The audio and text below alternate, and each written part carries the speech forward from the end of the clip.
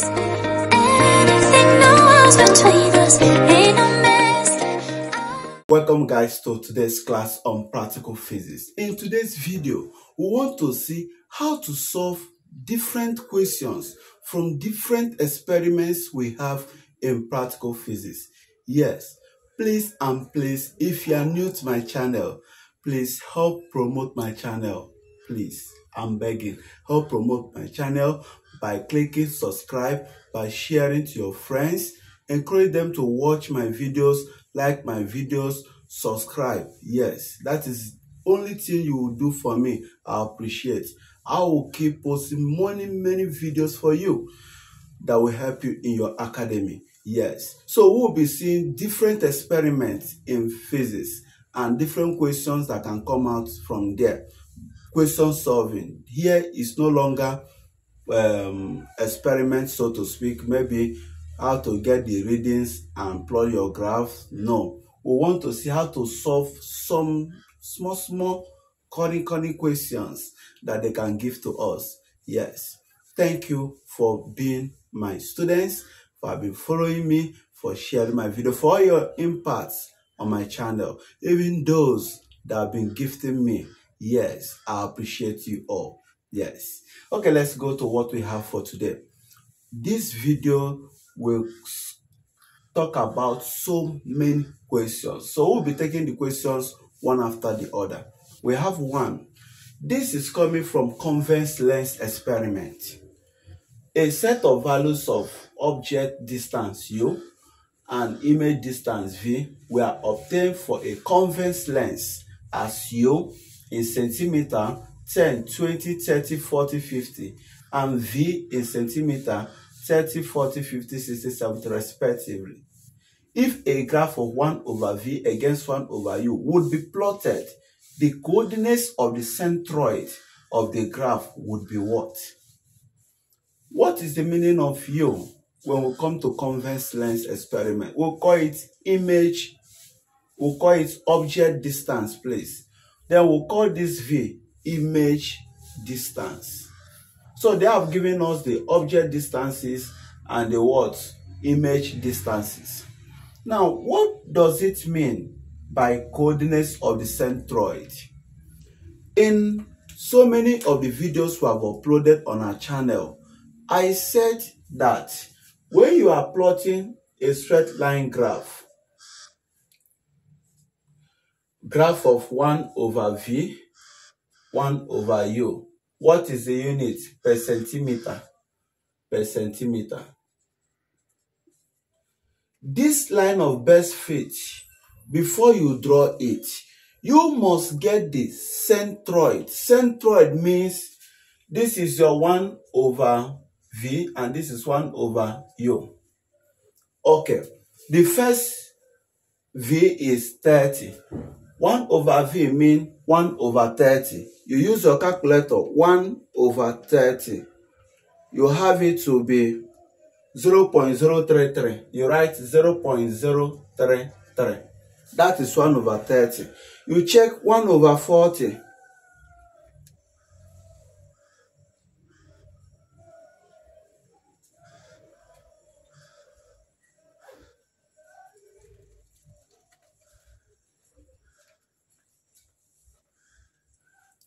You check 1 over 40.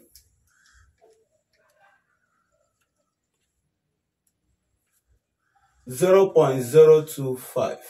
You check 1 over 50.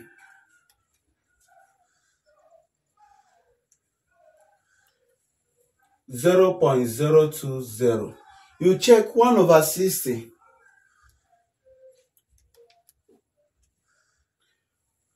(0.017). You check 1 over 70.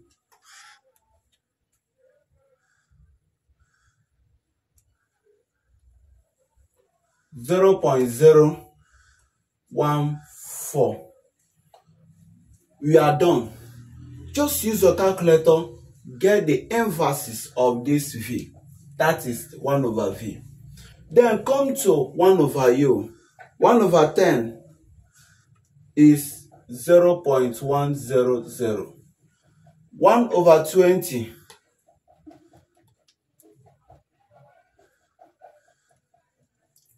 0.5,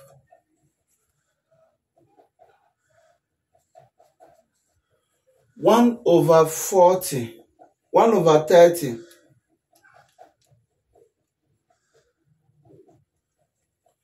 0.033, 1/40,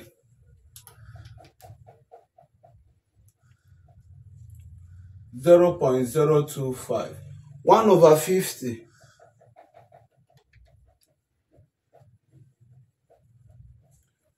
0.02. So we have gotten 1/v that they mention here. The unit is per centimeter. This one per centimeter. Okay? We have gotten 1/v, 1/u. And they said a graph of 1/v is plotted against 1/u.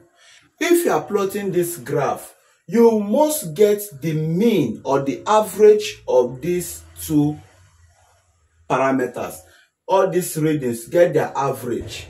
When I get the average of this, how do I get it? Add everything. If you add everything, divide it by 5, how many they are? 0.033 plus 0.025 plus 0.020 plus 0.017 plus 0.014. That will be giving me divided by 5. That will be giving me 0.0218. Then do the same here. 0.1 plus 0.05 plus 0.033 plus 0.025 plus 0.02. That will give you, and divided by 5. That will be giving you 0.05 approximately. This we got is what we call the centroid. Centroid, that is, I will locate 0.021. If here is 0.0218, here should be what? 0.05, 0.0218. I must locate my 0.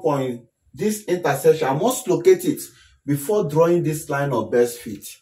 That means this line of best fit, before I will draw it, I must get the mean of the vertical and the mean of the horizontal on. Get them on the what? Graph sheet. And plot other values, this against this, this against this. After plotting all of them, then the line of best fit must pass such that it will what? Pass through that what? Centroid.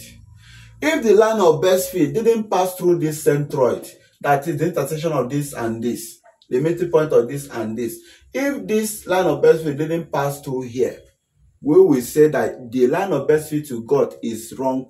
Line of best fit is wrong. Yes, it must pass through the what? Mean of the this and mean of the horizontal on. I don't know if you get it.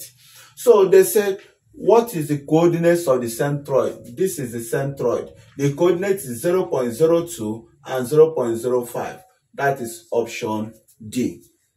Please don't forget that every line of best fit is meant or must pass through the centroid. If it did not pass through the centroid, in fact, it is this centroid that will help you to know how this line of best fit will move, especially in a condition where you have, maybe you plot a graph on correlation and regression, and you have different points like this. What will help you to know how to pass this line of best fit is locating your centroid. We call this scatter plot. In case you are doing correlation and regression, it's a topic in statistics or in higher mathematics. If you are doing correlation and regression and you just make a plot and it's like this, or you did an experiment that each readings goes like this, whichever one, make sure that for you to say you have gotten the best line of best fit, that you have gotten the what? Mean of the vertical one and mean of the horizontal one. Locate them. Then what? Assuming I located it here, I will circle it. I've located it. The line of best fit will now pass through that mean. Once the line of best fit pass like this, it will be noted to be a correct one because it passed through the centroid. Centroid, locating it, helps you to get the exact line of best fit or best line of best fit, so to speak. Please, that is how to get the coordinate of the centroid. Let's go to question number 2. In an experiment to determine the focal length of a convex lens, a graph of 1 over v was plotted against 1 over u. If the resulting intercept is 0.05 plus or minus 0.01 per centimeter, then the focal length of the lens will be what? Now, this is another important question they can ask us in convex lens. This is from experiment on convex lens. And so, first of all, ask yourself, what do I know about convex lens? You will prove with me that since we are talking about convex lens experiment, this formula still remains intact. You recall to this formula, recall yourself to this formula. Yes, 1 over f, where f is focal length, u is object distance, v is image distance, right? Now, what happens when one plot a graph of 1 over v against 1 over u? That means make 1 over v subject of formula. 1 over v, making it subject of formula, it will be minus 1 over u plus 1 over what? F. Because I carry this to the other side, it becomes minus 1 over u plus 1 over f. Now, this minus you are seeing here simply means minus 1. It simply means minus 1 because minus 1 times 1 will still give you minus 1. That is all you should note here. Now, this means that when you plot a graph of this against what? This. When you plot a graph of this against this, what did I write? This is a straight line equation formula. When you plot a graph of y against m, y against x, m becomes the slope, c becomes the intercept on the vertical axis. That is where it meets the vertical axis. Now, comparing it to what we have here, y is 1 over v, x is 1 over u, m is what? Minus 1. 1 over f becomes the c. The c is called the intercept. This minus 1 we have here is called the theoretical slope. Somebody will get, a student will get, when he plots a graph of 1 over v against 1 over u, theoretical slope. But when he performs experiment itself, what he will be getting as the slope will be called the experimental slope. The slope he got from his experiment, because his slopes will slightly vary from minus 1 or might be equal to minus 1 depending on the error the person encountered during that experiment. Okay? But if you perform it perfectly well, if the person is a genius, you perform perfectly well, the slope will be minus 1. That is what it's telling you here. And so, since this is the intercept, intercept is noted to be 1 over f. And they say if the resulting intercept is this, wow, that means this is our c. Our c is 1 over f. We will come and tell them 1 over f is equal to what they gave us here. So this is the 1 over f and the error in getting 1 over f. So this is 0.05.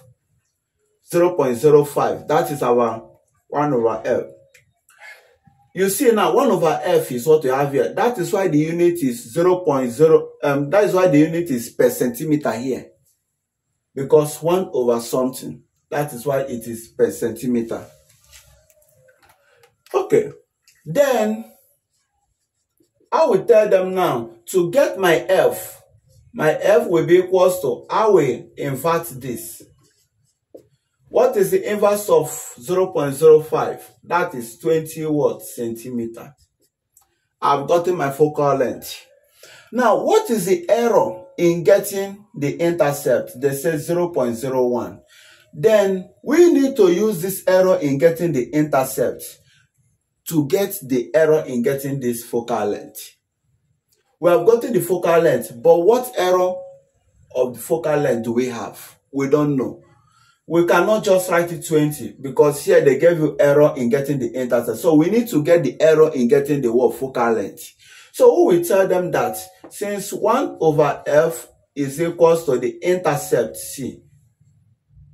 Are you getting it? Therefore, f will be equals to 1 over c equals to c raised to power minus 1. You will notice that this c has a power and the power is minus 1, right? Yes. And so what we will do here is that we will say, to get the error in finding this focal length, you will use this formula. Standard error in finding the focal length is equals to the focal length itself times square root of the power we have minus 1 times the error given to us 0.01 all over the focal length, the intercept given to us 0.015. We will square it. Why are we using this? So as this square will take care of this minus, because we don't want to have a negative answer. Yes, this square will take care of this minus. So what we will be having here is f is what? 20, right? Times what? Square root of minus 1 square is 1. 1 times 0.01, 0.05 squared. With this power of 2, we have cleared this what? Minus. Because of the power of 2, minus 1 times minus 1 is 1. So this will take care of this. So I will be pressing my calculator that S of f will be equal to standard error in getting focal length is equal to 20 times 1 times 0.01 all over 0.05. And that will be what? 4 cm. That is the error in getting f. Because if you shift this decimal point, everything will 5 divided 24. Therefore, our focal length is equals to 20 plus or minus 4 cm. The unit is in cm. Which option? Option this. Option B. Let's go to question number 3. An experiment was conducted using a concave mirror. A set of values of image distance v was recorded against object distance u in a composite table. If a graph of uv cm square is plotted against u plus v cm, the resulting slope yields A. Magnification, B. Focal length, C. Inverse magnification, D. Inverse focal length. Ask yourself, from what experiment? Concave mirror experiment.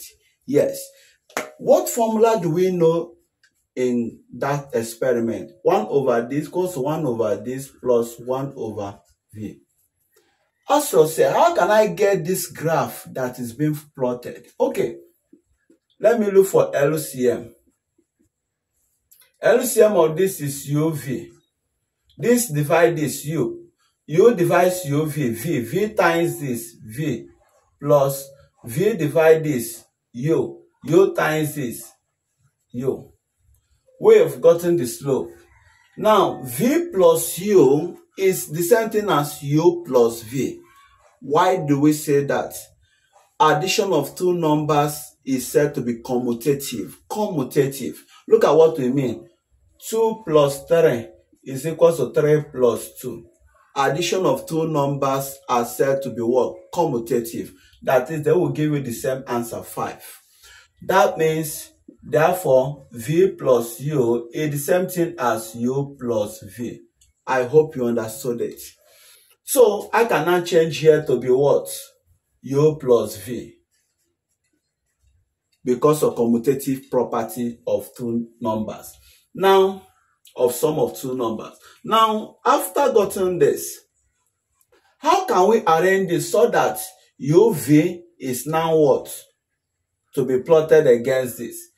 Cross multiply UV times 1, UV, F times this, F bracket U plus V. That means when you plot a graph of this against what? This. When you plot the graph of UV against U plus V, M will be the slope, which is the what? Focal length. Then intercept is meant to be 0. If the experiment is conducted very well, correctly, you will see that it will not have intercept. Intercept will be through this origin. That means if I plot this, if I conduct this experiment well, if I didn't encounter any error at all, UV against U plus V, it will pass through the origin. That is what it means by C being 0. It should pass through the origin. But it is because of the small error we can encounter as imperfect human being. That is why we may not necessarily pass it through origin. So if we couldn't pass through origin, ensure that you solve the error, conduct error analysis, attach the error encountered as well. Yes, that means when you finish writing your answer, let's say I got my intercept to be 1, I must write my error. I must do my error, solve my error as well. This will be plus or minus, maybe plus or minus 0.99, or that is, I must conduct my error. When I say 1 plus this, it will give me an answer. 1 minus this, it will give me 0.0 something, meaning that when they get 1 plus this or 1 minus this, one of them will give you the answer they have in the marking script. Yes. So what are we saying in essence? We are saying that when you plot the graph of UV against U plus V, the slope will be called the focal length, and the intercept is meant to be passing through the origin. That means the theoretical intercept should be passing through the what? Origin. But if your own didn't pass through the origin, let's say it passed like this, it doesn't mean you are wrong. That is what we are saying. If it didn't pass through the origin, note where it passed. Let's say here is 1. Say I have the intercept to be 1. Are you getting it? Then I must get the error in the intercept. Check our videos on our channel. You will see videos where we say how to find error in the intercept. Watch it and see what to do to get the error in the intercept. Now, after doing the error in the intercept, after solving it, let's say we got it to be this. You will say my intercept is equal to 1 plus or minus 0.99. That means 1 plus this can be the answer, or 1 minus this can be the answer. So one of them must give you the answer they have in the marking script. That is what we are saying. Okay? So they said if a graph of this is plotted against this, the resulting slope yields, we have said it, y against x, m will be the slope, and the slope is corresponding to the focal length. So we'll say the answer is focal length. That is for question number 3. So we are giving question like this, please answer it correctly. If you want us to give you links to all our videos on practical physics, then chat me up on 081-605-22225. This is my WhatsApp number. Chat me up. Ask me for the link. I will post it to your DM so that you will get access to those videos easily without stressing yourself. Okay? Let's go to question number 4. In an experiment to determine the focal length of a concave mirror, an object is placed at a distance of 20 cm from the mirror. The image is formed at a distance of 40 cm from the mirror. What is the focal length of the concave mirror? A, 10 cm, B, 20 cm, C, 30 cm, D, 40 cm. Now, when you are given this question, ask yourself, this question is coming from which experiment? Concave mirror experiment. And you recall in concave mirror experiment, we'll have this formula there, where U is the object distance, F focal length, V image distance. And so we are given the object distance and the image distance. That means 1 over f is equals to 1 over what? 20 plus 1 over what? 40. I will be looking for their LCM. 40. 20 divide 42. 2 times 1. This divide this. 1. 1 times equals to 1 over what? F. Therefore, 1 over f is equal to 3 over 40. Can we get our f? F will be equal to 40 over 3. So, inverse of f, inverse of 1 over f is f, right? So, inverse of 3 over 40 is 40 over 3. We'll press it, 40 divided by 3. That will be giving us 13.3 centimeter. But in the option, we are seeing 10, 20, 30, 40. So the closest option we'll be picking here is option A. That is the closest option. It is closest to this than other ones. But the right answer is 13.3 centimeter. Let's go to question number 5. If you have any questions as we are doing this calculation, feel free to use the comment box. View your view, ask your questions. We will get back to you with the answer. In the rectangular glass block experiment, a glass of sign I is plotted against sign R. If the slopes of the best fit and worst acceptable fit are respectively this and this. This is 1.55.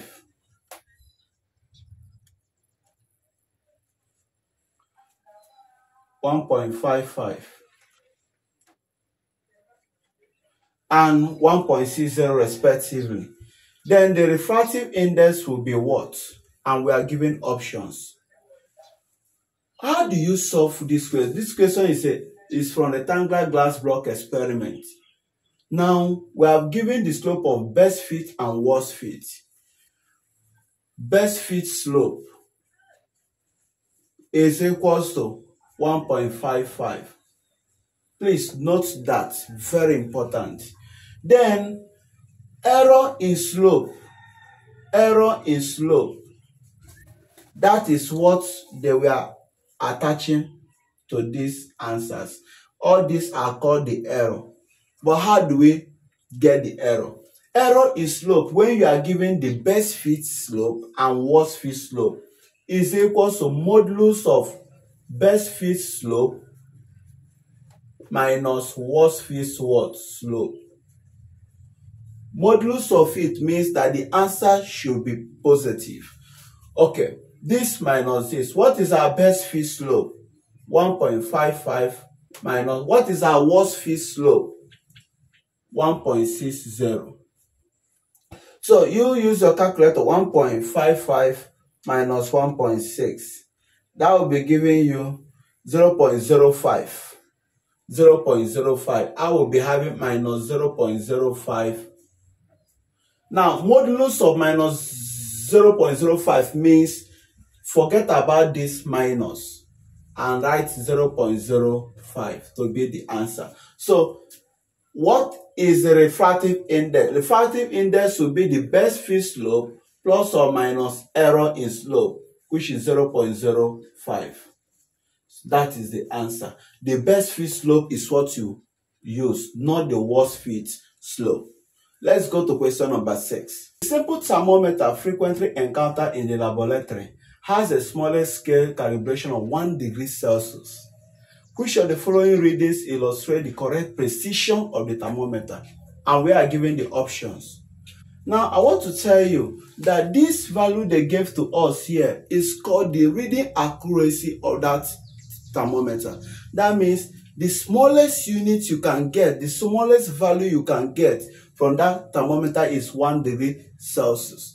That means what you will be having is, let's say we are starting with 28, 29,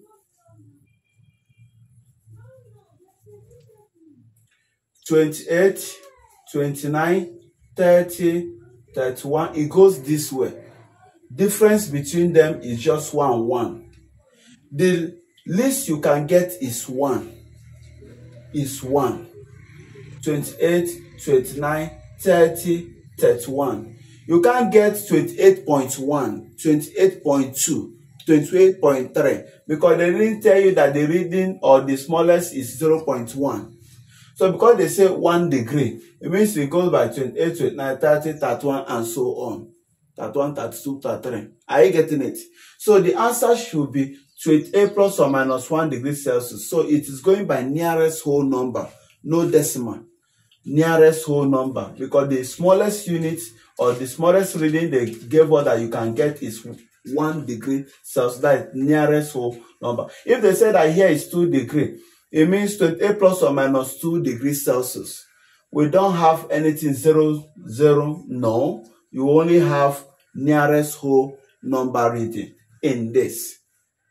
Okay? So, if they say that the smallest scale calibration you can get is 0.1 degrees Celsius, what it will mean is that you will be having 28.1.0. This is 0.1 something.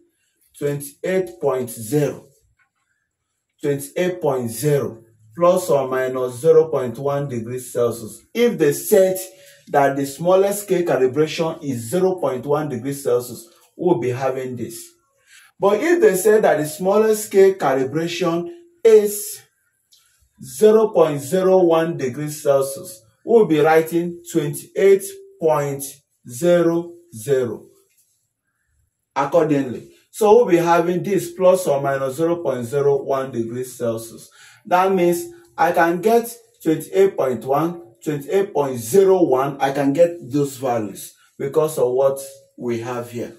But this one is 1. So it's like saying 1 degree Celsius. So this one 28. So this one does not have decimal. So this one will not have decimal. So 28 plus or minus 1 degree Celsius. I believe I explained it so as you understand it well, right?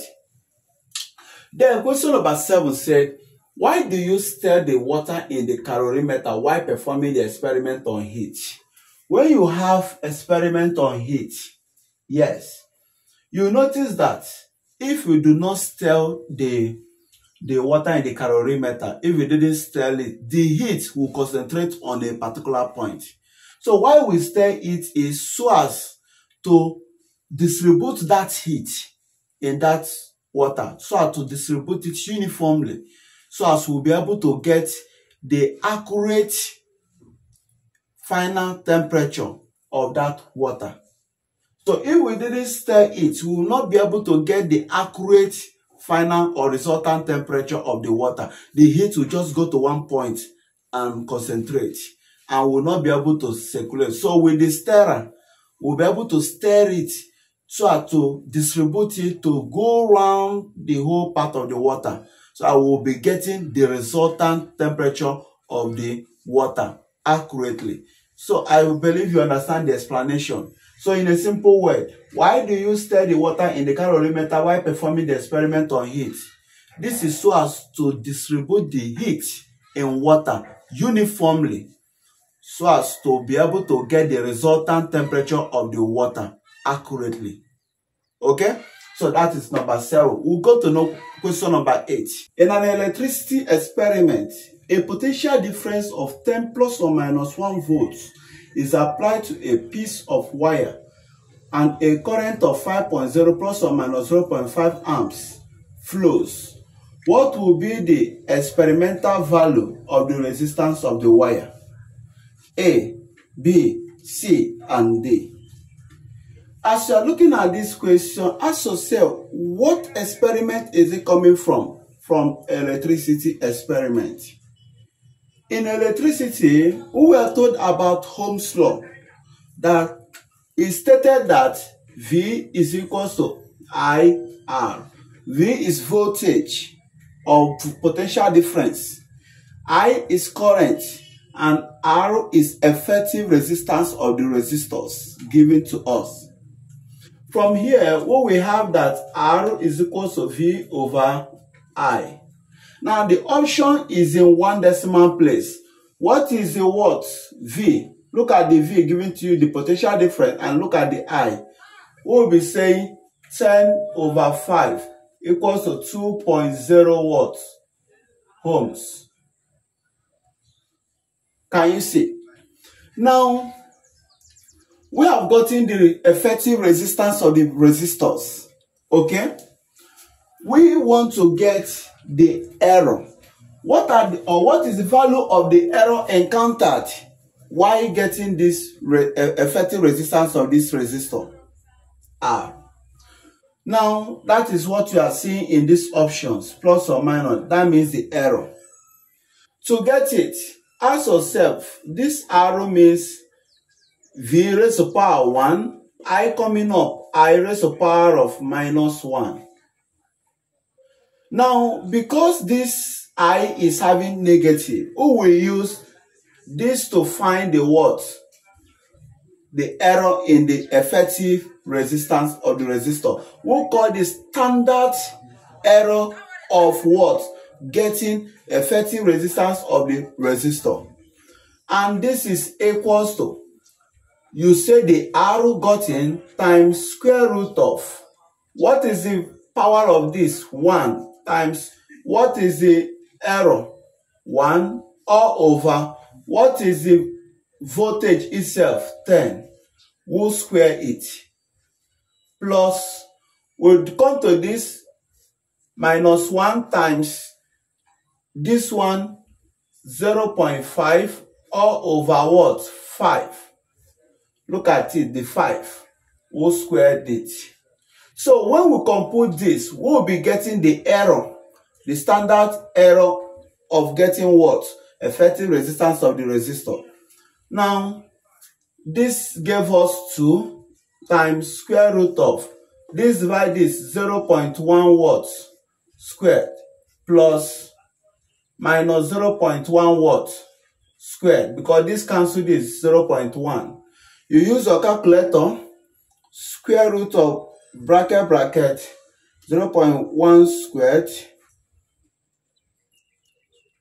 plus bracket minus 0.1 squared. It will be giving us 0.14142. Okay? But the options are in what? 1 decimal place. 2 times this times 2. That will be giving us 0.2828 ohms. See, look at the error we encountered in getting the effective resistance of the resistor. Okay? Now, this is in 1 decimal place, approximated to what? 0.3 watts ohms. Therefore, our effective resistance is equals to the 2.0 plus or minus 0.3 watts ohms. That is it. That means we'll be looking at the option. None of the option gave us the exact value, but this is the exact value you are meant to get. Please don't just get this and say 0.1 is the answer in 1 decimal place. No, you must multiply it to the resistor itself, or the effective resistance itself. You must multiply it to the effective resistance we got itself. Remember, in the first videos we discussed on focal length, we say focal length times what we got to get the error in focal length. The focal length times the what we wrote here. Something about here, I've forgotten the figures, but we've discussed it.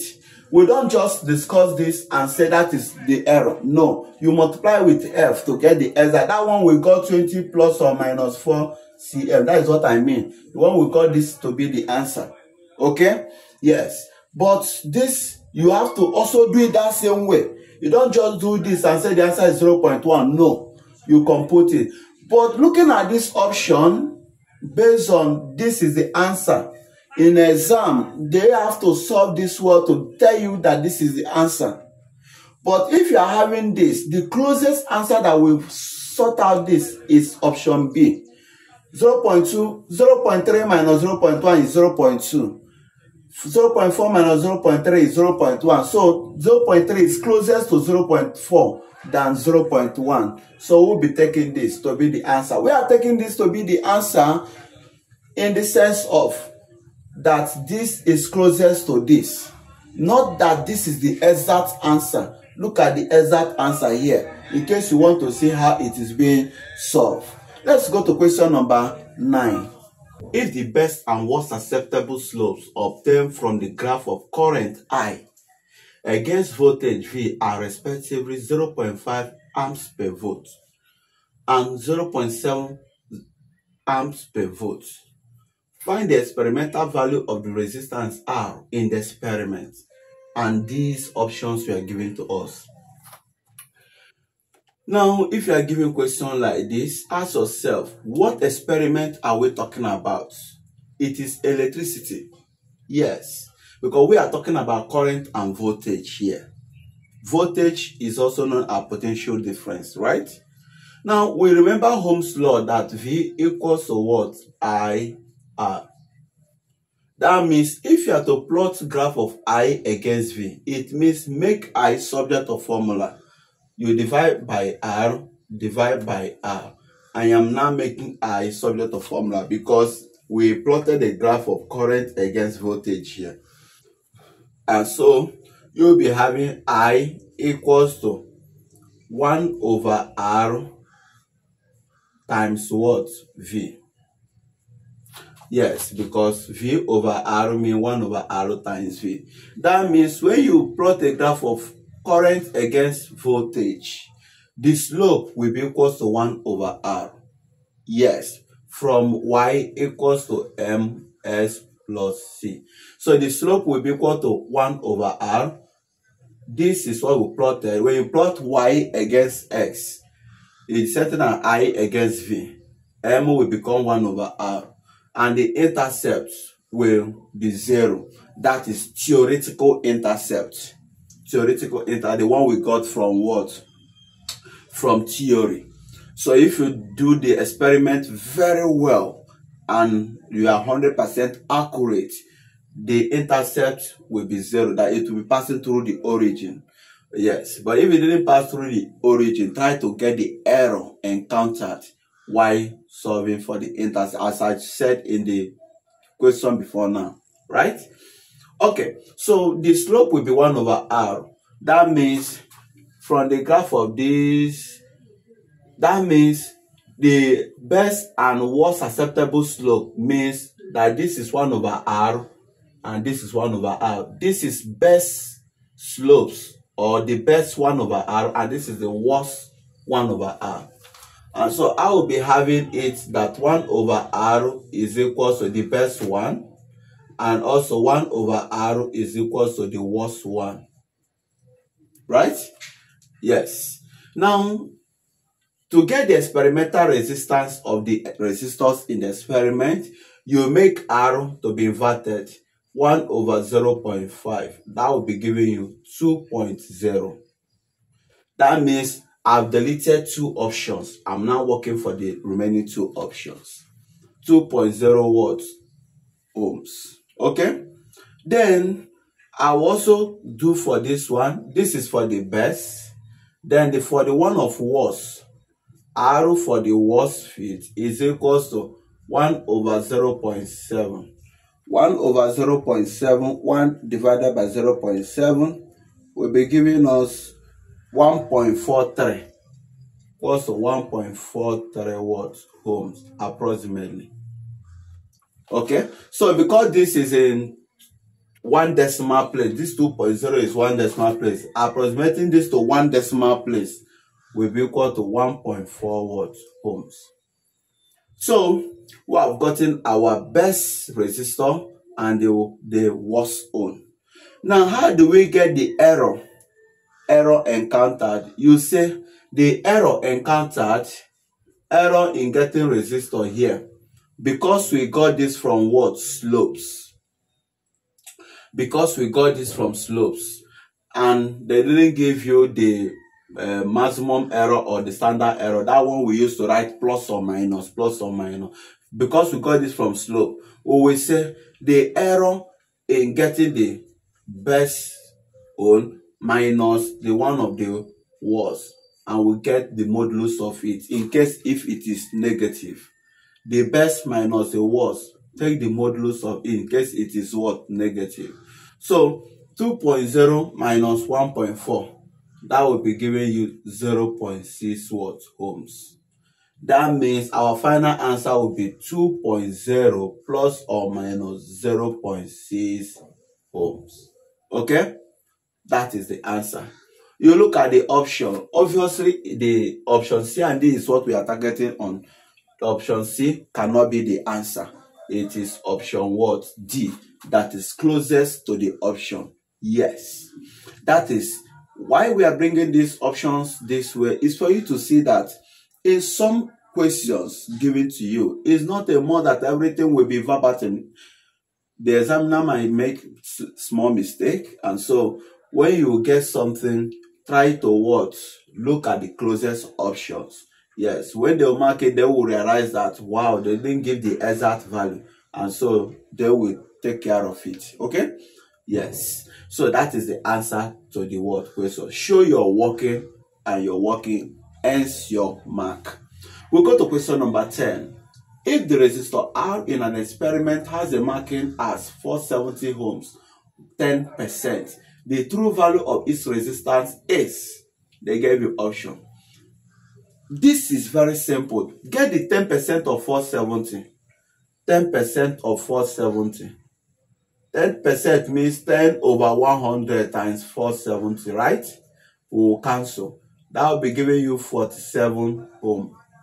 Now, the answer will be 470 plus or minus 47 ohms. I said it is very simple. We go to question number 11. Let's see how to solve this problem. The resistance of a piece of wire is given in terms of its length L, cross-sectional area A, and resistivity of the material as R equal to resistivity L all over A. If a student measures L equal to this and A equals to this, for a material with resistivity 1 ohm centimeter, the resistance of the wire is what? And they give us options. They have given you formula.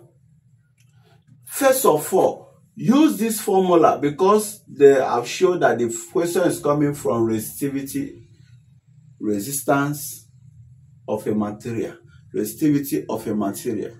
Still on the topic resistivity. Are you getting it? Now, first of all, use this your R and get the value using the value they give to you. R is what is your P? 1. Everything is in unit. 1 times what is your L? 50. All over what is your A? 4. This is your A, this is your L, and this is your R. So 4. 50 over 4 will be giving you 12.5 ohm. That is what it means. Yes. So the option that goes by 12.5, which is option C and E, is what we will be looking at. Then, this plus or minus that they attach in the option means we are to get the error involved in determining this.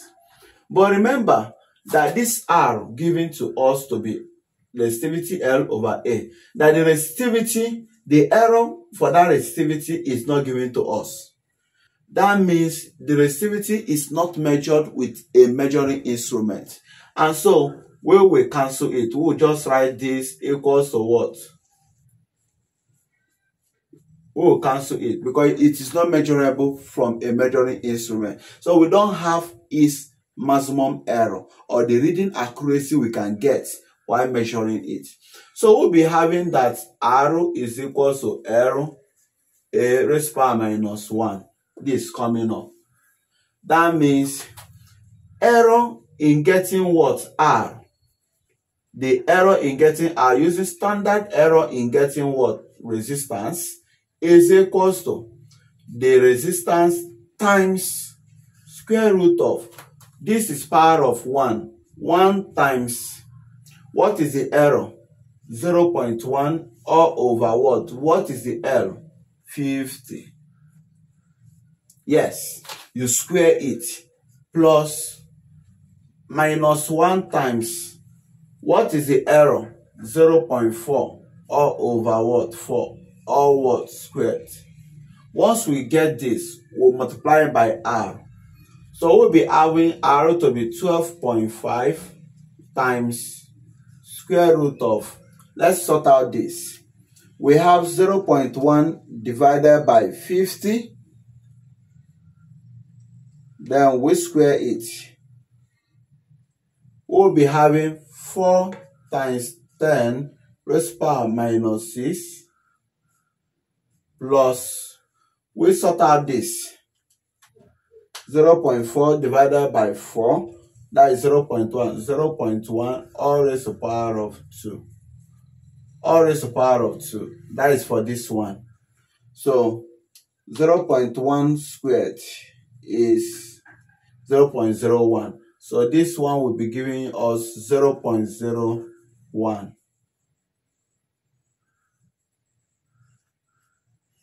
So we will add them and get the square root. 4 times 10 raised to the power of minus 6 plus 0.01. We'll be having 0.1 equals to 12.5 times 0.1. You can see that here I have 0.1, and this is the mistake people have been making before now. They will just do only this one and click the one of 0.1. No, you have to use it to multiply to this because they gave you the maximum error or the regular accuracy you can get while getting it. Are you getting it? They have specified it. So you have to multiply with the resistance itself. So that will be giving us what? 1.25 ohm. Final answer will be this. 12.5 plus or minus 1.25 ohm. Please don't just do this one. Don't just do this one and get 0.1 and you click this. No. You have to get it appropriately. Okay? Let's go to the next question. A current of 3.5 plus or minus 0.5 amps flows through metallic conductor and a potential difference of 21 plus or minus 1 volt is applied. Find the resistance of the wire, and the options were given with their what? Errors. First of all, you know that this question is coming from electricity already, right? You remember that V is equal to IR from Ohm's law. Therefore, we are looking for R. R is equal to V over I. Right? Then, the I is given and the V is given. The V is called the potential difference. That is the driving force of that circuit. So, we will be dividing. We will be saying potential difference 21 all over the current 3.5. Let's get what it is. 21 divided by 3.5. That is 6. We'll be having it to be 6.0 watts ohms. Then all this plus or minus is talking about what error encountered. You ask yourself, from here I have that R is equal to V I raised to power minus 1. So I'll be using standard error in getting resistance equals to the resistance itself times square root of what is the power of V? 1. Times what is the error in getting V? 1. All over what is V itself? 21. All what? Squared. Plus what is the power of this? Minus 1 times what is the error? 0.5. All over what is the current itself? 3.5. All squared. Our R is 6. So we'll be saying 6 times, we'll get this. I will say square root of 1 divided by 21, square it. I'll be having 2.27 times 10 raised to power minus 3 plus this one will be giving me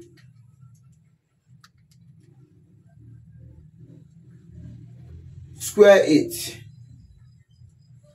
I'll be having 0.0204. So I'll be computing them all using calculator. I'll be saying 2.27, this is approximated answer, times 10 raised to the power of minus 3 plus bracket 0.0204. That will be giving me 0.15. Then times 6. You now see 0.15. You have 6.0 plus or minus 0.14. Someone may go and take this, but that is wrong. You must multiply it with the what? The resistance itself to get the full error in resistance. So we will be saying 0.15 times 6. That will be giving you 0.9 ohms. Therefore, our resistance is 6.0 plus or minus 0.9 ohms. Please don't just do this and you just say option B. No. Use the answer you got and multiply it by 6 so that you get your final answer. That is correct. We'll go to the next question. If after a series of measurement of W subscript A and W subscript W and a graph of W subscript A is plotted against W subscript A minus W subscript W, the resulting slope yields what? A, upthrust, B, density of water, C, density of solid, D, relative density of the solid. Now, for you to answer this is simple. This question is coming from the topic fluids, where you talk about relative density, upthrust, and others. You recall that if this is a substance and you weigh it in air using spring balance, so to speak, if the weight is 5 Newton, if you take this marker and weigh it in water, immerse it inside water and weigh it, the weight is meant to be less than 5 Newton. Yes, because of the principle of upthrust, loss of weight in the fluids. Yes. That means, let's say it gets 5 Newton. That means weight in air 5 minus weight in water 3 will be giving you what we call upthrust. That is when we can talk about upthrust. If they ask us WA minus WW is called what? We say upthrust. But for them to talk about WA plotted against WA minus WW, that means look at WA, the vertical axis, all over WA minus WW. What formula is this telling you? This is a way of getting slope. After you plot this graph, you will say change in this all over change in what? This. Remember that we have different formula for relative density. You have many of them. We have weight in air all over weight in air minus weight in water. Yes. We can also say mass of a substance all over mass of equal volume of water. Using Eureka can, you just take that one. We also have weight in air minus weight in liquid all over weight in air minus weight in water. So we have so many formulas for relative density. So this is one of it. When you plot the graph of WA against WA minus WW, the slope you'll be getting is called relative density. Relative density, because this is the formula for getting relative density of a substance. And so we say it is option D. That is the answer. Not upthrust. Only this one will be giving you the upthrust. Not density of water. No. And not density of solid. Yes. It's not like that. Come to question 12. In an experiment, if a student measured the weight of a solid in air as weight in air equal to 50 plus or minus 1 Newton. And its weight when completely immersed in water as WW equal to 40 plus or minus 1 Newton. What will be the experimental value of the what? Up thrust. Yes, this question is coming from how to find error in sum and difference of two functions, so to speak. We have weight in air and weight in water. When they talk about what will be the experimental value of the up thrust means weight in air minus weight in water, as we said before now, we get up thrust. That means we are talking about how to get error in difference. We are talking about how to get error in difference. So what we need to do is that we get 50 minus 40, automatically 10. It's very simple. 50 minus 40, because to get up thrust, you need to subtract weight in air and weight in water. So 50 minus 40 is 10. Now, how do we get the error in this difference or in this up thrust? Weight in air minus weight in water. How do we get the error? You say, to get the error, you will say the error in getting the up thrust equals to the maximum error in getting the weight in air plus the maximum error in getting the weight in water. What is the maximum error? 1 plus what is the maximum error of this? 1. We'll be saying 2 what? Newton. And so we'll be saying 10 plus or minus 2 Newton is the answer. And that goes to option C. So that means this gave us the direct option or the exact option we got. We'll go to question 13. If the square of period of oscillation of a cantilever is plotted against the mass of the hanging object, then the resulting slope will be what? A. Directly proportional to the Young modulus, inversely proportional to the Young modulus, equal to the Young modulus, and proportional to the square of Young modulus. First of all, ask yourself, what experiment are we talking about? Experiment on cantilever. Yes. How do we mean? Young modulus have a symbol called what? E. Capital E. This is symbol of Young modulus. Anytime you see it in physics, okay? And so, what is the relationship between period, square of period, and a mass? You tell them that this formula, you still remember it, equal to 16 pi square L cube all over BW what? Cube what? E times what? M. You have to tell them about this formula. This formula is constant. When we talk about your cantilever, plotting a graph of square of the period and the mass. That means when you plot the graph of this against this, this will be at the vertical axis and this will be at the horizontal axis. That means we'll be having T square over what? M. When this come here, equals to 16 pi square L cube all over BW cube what? E. Where E is the Young modulus, the L is the length of the what? Let's say the meter rule. B is the breadth of the meter rule, and W is the what? The thickness of that meter rule. And so we have talked about this. Now we have gotten this formula now. We have gotten this formula.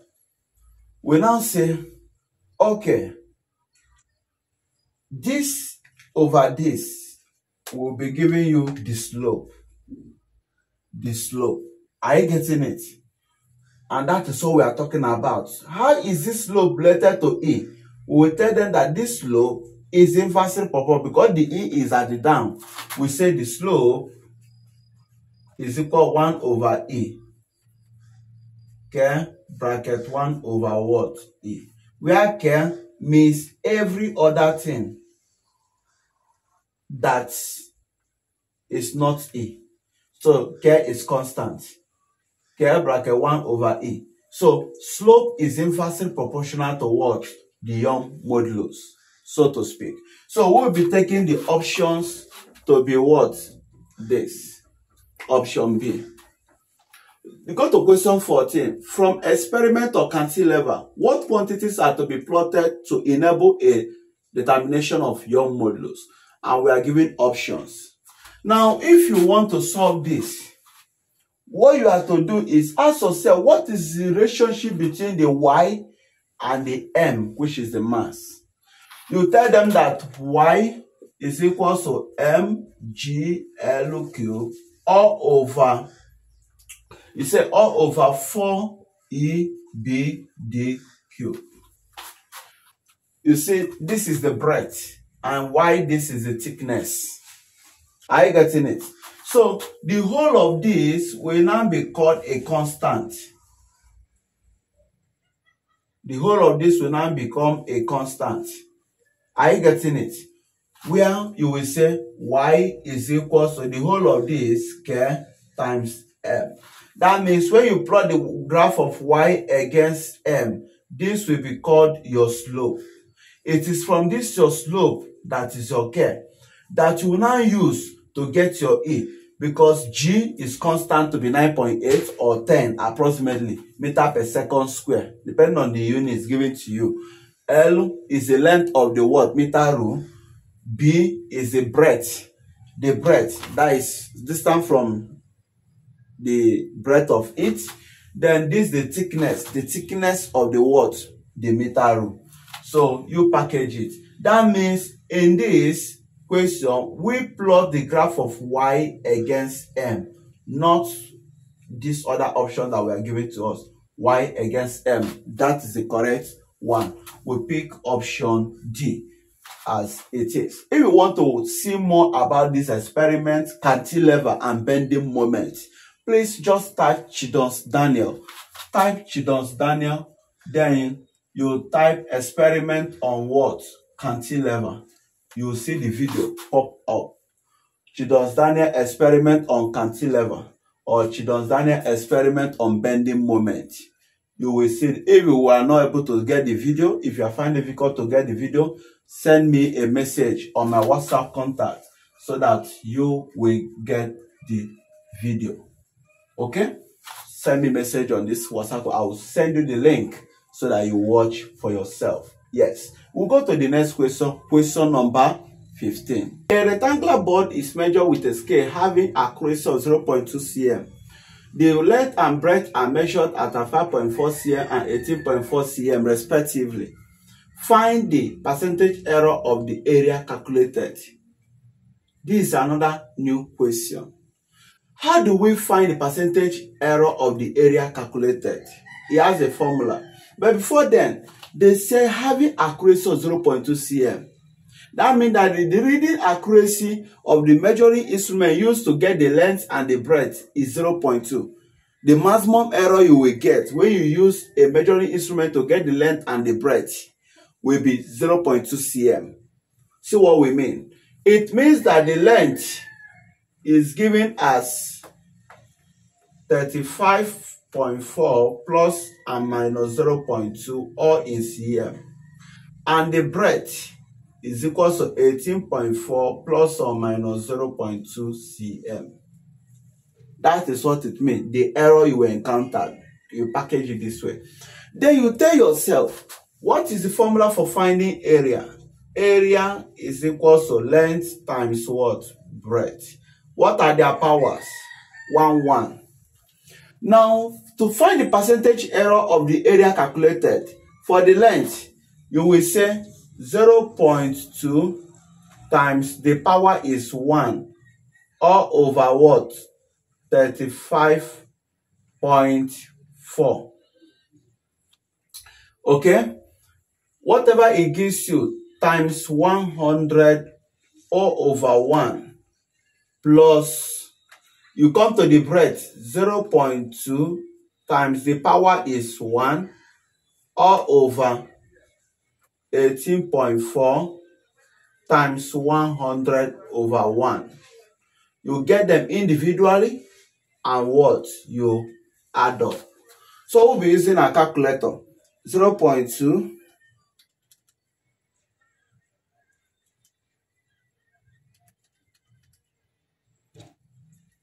I have here to be 0.565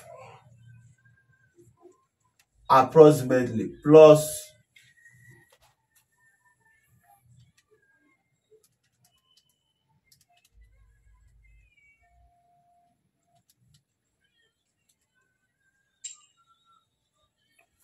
I got this one to be 1.087.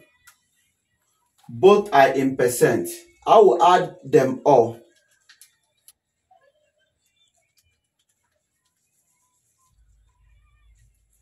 That will be giving me approximately 1.7 what percent. And we will take option B as the answer. So that is how to do it. In a cooling curve, the slope of the tangent to the curve point represent what? There is an experiment that we call Newton cooling curve experiment. In that experiment, we plot the graph of temperature against what? Time. So when you plot the graph of temperature against time, you'll be having the slope to be change in temperature over change in what? Time. And anytime you hear time or over time, anytime you hear over time, what it means is rate. Rate. Rate means over time. So that means the option should be rate of heat loss. The rate of heat loss. It is not the quantity of heat loss, no. Specific heat capacity of the heat loss, no. No. Rate of heat loss, because we are getting slope of change in temperature over change in time. So we say option C is the answer. In the heat experiment, the calorimeter is often lagged so as to do what? You have the options. Yes. Maximize heat gain? No. Minimize heat loss? Maintain thermal equilibrium? No. Balance heat gain? No. Is to minimize heat loss. So that is how to sort out this. Yes.